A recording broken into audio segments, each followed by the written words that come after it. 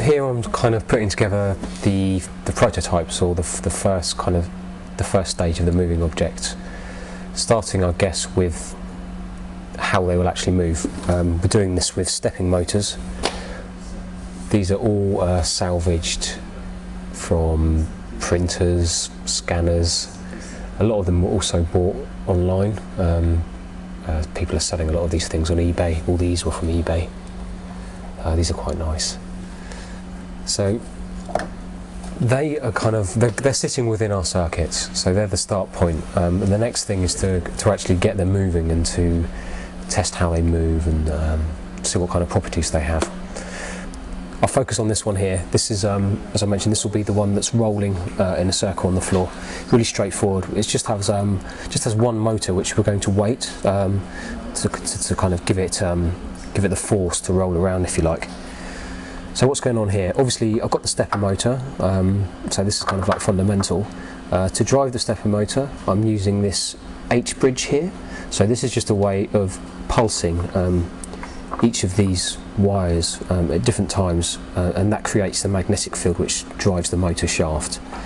So motor driven by the H-bridge, and the H-bridge is in turn controlled by the pick. I'm using a 16F876 pick. It's useful because it has a buffered serial. It also has more than enough pins to do what I want to do, so it's fine. So the first thing that I needed to do was obviously to get some kind of a program onto the pick. This is just a simple program which is taking input, or looking at one of the pins to take input, and then interpreting that input and moving the stepper. Just a small routine here which moves the stepper around. So this gets compiled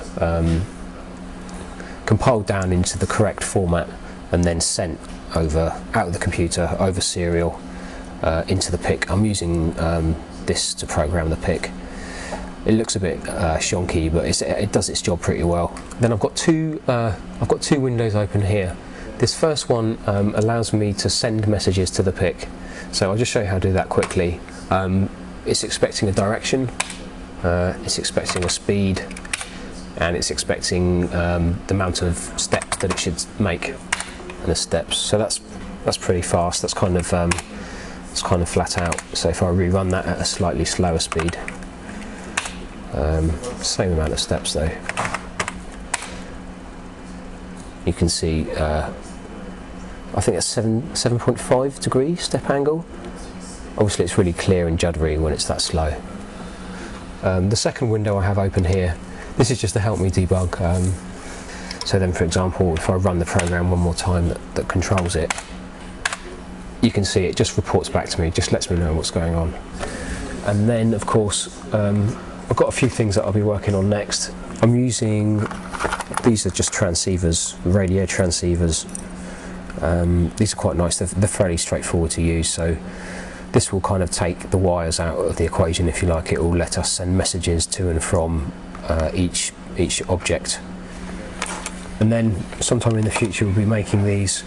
So these are obviously replacements for these quite massive breadboards, and then of course at this stage all the wiring is replaced by tracks on the circuit. This makes everything a lot neater, a lot more robust, stops bits of wire falling out and stuff like that. So that's where we'll be going eventually.